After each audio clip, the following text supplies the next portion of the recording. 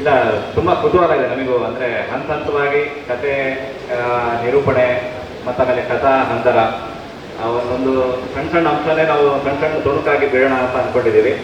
ಸಿನಿಮಾದಲ್ಲಿ ಭಾಳಷ್ಟು ನೀವು ನೋಡ್ತೀರ. ಅಂದರೆ ಒಂದು ಗಟ್ಟಿ ಕತೆ, ದೊಡ್ಡ ಜವಾಬ್ದಾರಿ, ದೊಡ್ಡ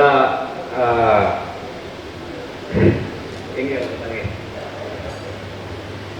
ತುಂಬ ಖುಷಿ ಆಗುತ್ತೆ. ಅಂದರೆ ಏನಕ್ಕೆ ಅಂದರೆ ನಮ್ಮಂಥ ಒಂದು ಕನಸಿಟ್ಕೊಂಡು ಬಂದಿರೋನು. ಅಂದರೆ ನಾನು ಶಿವಮೊಗ್ಗದ ಹುಡುಗ, ಭಾಳಷ್ಟು ಸಿನಿಮಾ ಕನಸಿಟ್ಕೊಂಡು ಇಂಜಿನಿಯರಿಂಗ್ ಮುಗಿಸಿ ಅಲ್ಲಿಂದ ಒಂದು 3 ವರ್ಷ ನಾವು IT ಕೆಲಸ ಮಾಡಿ, ಅದಾದಮೇಲೆ ಸಿನಿಮಾದ ಕೆಲಸ ನೋಡಿದಾಗಲೇ ತುಂಬ ಎಕ್ಸೈಟ್ ಆದವು ನಾನು. ಅದರಲ್ಲಿ ಸಿನಿಮಾ ಕೆಲಸ ಮಾಡ್ತಾ, ಶಾರ್ಟ್ ಫಿಲ್ಮ್ಸ್ಗಳು ಮಾಡ್ತಾ ಒಂದೊಂದು ಹಂತ ಹಂತವಾಗಿ ಬೆಳೆದು ಬಂದಿರೋ ತಂಡ ನಮ್ಮದು. ಅದರಲ್ಲಿ ನಾನು ಫಸ್ಟು ಅಂದರೆ ಒಂದು ಸಮರ ಅಂತ ಒಂದು ಸಿನಿಮಾ, ನನ್ನ ಶಿವರಾಜ್ ಕುಮಾರ್ ಸರ್ದು ಸಮರ ಸಿನಿಮಾ ನಾನು ಫಸ್ಟು DD9 ನೋಡಿದ್ದು. ಅದಾದಮೇಲೆ ನನ್ನ 2ನೇ ಸಿನಿಮಾ ಅವರ ಒಂದು ಬ್ಯಾನರ್ನಲ್ಲಿ ನಾವು ಮಾಡ್ತಿದ್ದೀವಿ ಅಂತ ಅಂದಾಗ ಅದಾಗೋ ಎಕ್ಸೈಟ್ಮೆಂಟ್ ಇದೆಯಲ್ಲ, ಅದು ಆ್ಯಕ್ಚುಲಿ ಹೇಳೋಕ್ಕಾಗಲ್ಲ.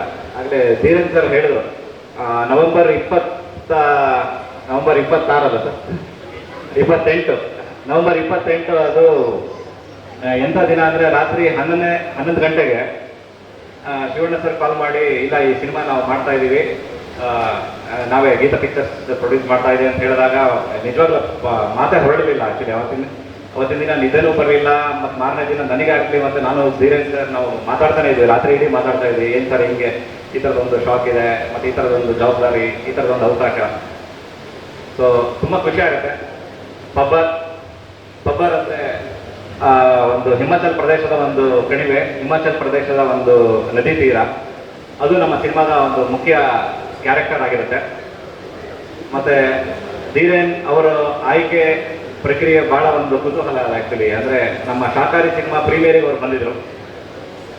ಪ್ರೀಮಿಯರಲ್ಲಿ ಅವರು ನಮ್ಮ ಸಿನಿಮಾ ನೋಡಿ ಅದಾಗಿ ಒಂದು 2 ವಾರ ಆದಮೇಲೆ ನಮ್ಮ ಕಾಂಟ್ಯಾಕ್ಟ್ನ ರಘು ಸರ್ ಹತ್ರ ತಗೊಂಡು, ಸರ್ ಒಂದು ಸಿನಿಮಾ ಮಾಡೋಣ ಅಂತ ಹೇಳಿದಾಗ ಒಂದು 2 ಕತೆ ಇತ್ತು ಅವರಿಗೆ ಅಂತಲೇ ನಾನು 2 ಕತೆ ಹೇಳಿದಾಗ ಅವ್ರಿಗೆ ಈ ಕತೆ ತುಂಬ ಇಷ್ಟ ಆಯಿತು.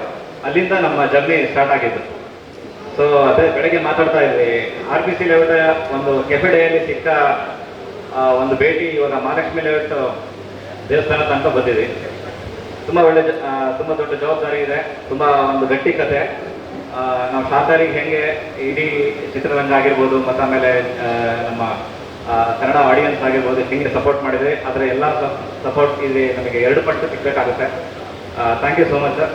ಮತ್ತು ಮುಖ್ಯವಾಗಿ ಗೀತಾ ಪಿಕ್ಚರ್ಸ್ ಮತ್ತು ಶಿವಣ್ಣ ಸರ್ ಮತ್ತು ಗೀತಾ ಶಿವರಾಜ್ ಕುಮಾರ್ ಮೇಡಮ್, ನಾನು ಎಷ್ಟು ಆಭಾರಿಯಾಗಿದ್ದೀನಿ ಅಂತ ನಾವು ಮಾತಾಡಿ ಹೇಳೋಕ್ಕಾಗಲ್ಲ. ಅಂದರೆ ಈ ಥರದೊಂದು ಅವಕಾಶ ಒಬ್ಬ ಹೊಸ ನಿರ್ದೇಶಕನಿಗೆ ಸಿಗೋದಿದೆಯಲ್ಲ, ತುಂಬ ಜನರ ಕನಸಾಗಿರುತ್ತೆ.